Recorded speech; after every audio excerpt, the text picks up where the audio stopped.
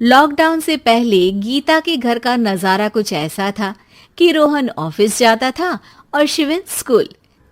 जिनके घर से जाने के बाद गीता काम खत्म करके बाकी समय आराम करती थी।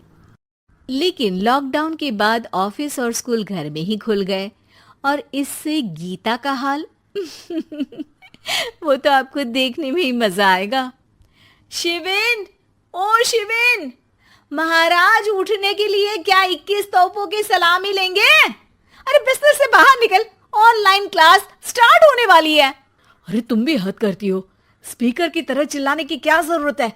दिख नहीं रहा मेरी कॉन्फ्रेंस चल रही है। अब कैमरा और स्पीकर ऑन कर रहा हूं, मुझे कोई शोर नहीं चाहिए। इस पर जैसे ही रोहन लैपटॉप का कैमरा और स्पीकर ऑन करता है तभी कुकर की सीटी बजती है। करा लो अब इसे चुप।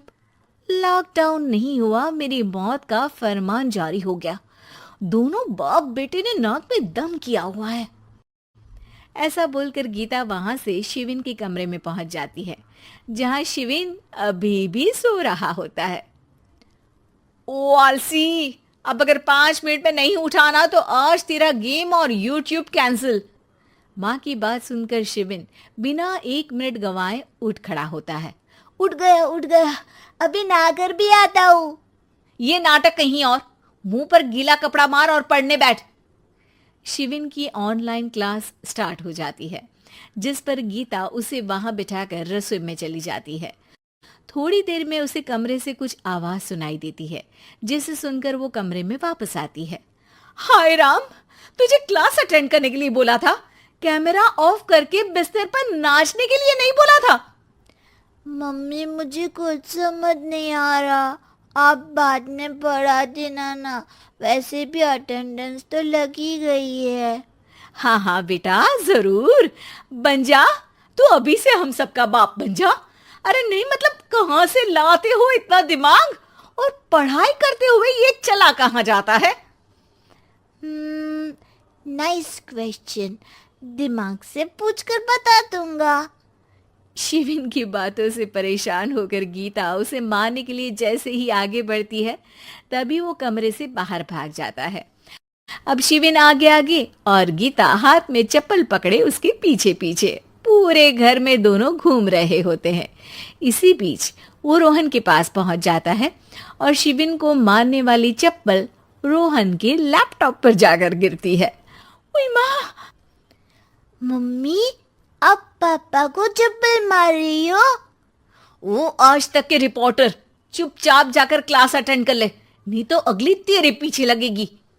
इस पर शिविन वहां से चला जाता है, जिसके बाद रोहन गीता से कहता है, इस सर्कस के लिए कुछ बोलना चाहोगी?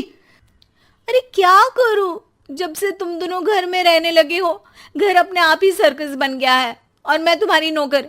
कभी बेटी को संभालो तो कभी बाप के नखरे उठाओ।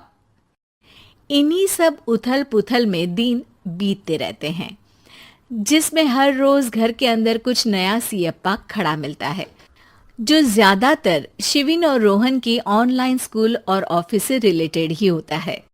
एक सुबह, शिविन चल उठ, आज की क्लास जल्दी है। कैमरा ऑफ करके आप अटेंड कर लो। अरे ऐसे छित्तर पड़ेंगे, दादी नानी सब एक साथ याद आ जाएंगी।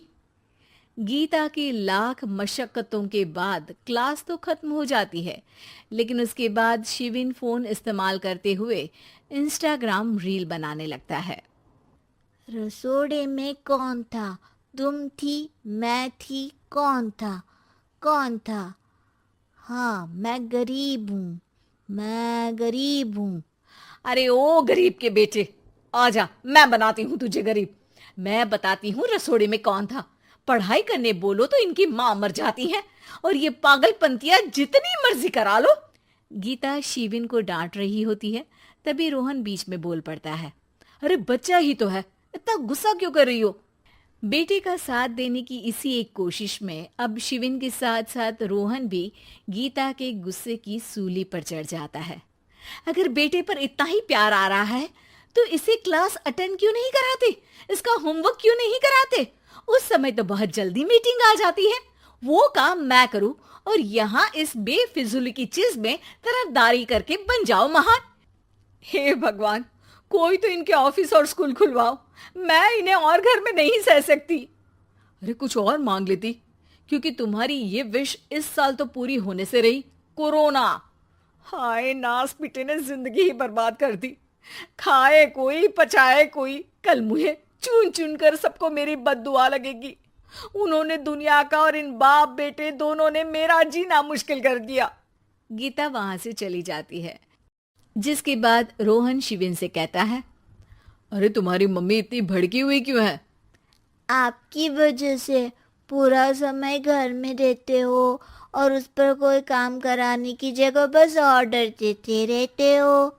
अच्छा बेटे, सारा इल्जाम मुझ पर? पूरा दिन तो वो तुम पर ही चिल्लाती है। हाँ, मतलब दोनों का 50-50 है, कुछ करना पड़ेगा। वो कहते ना, make the best out of worst. I have an idea. वैसे तुम्हारी माँ सही कहती है, बहुत जुबान चलाने लगे हो, कम बोला करो। अगली सुबह रोहन और शिविन अपनी गलती को सुधारने के लिए गीता के उठने से पहले घर का आधा काम खत्म कर देते हैं, जिसे देखकर गीता खुश हो जाती है और फिर बाकी बचा काम वो तीनों मिलकर पूरा कर लेते हैं। जिसके बाद अब वो सब मिल बांट कर हर काम में एक दूसरे की मदद करते हुए लॉकडाउन का मजा लेने लगते हैं।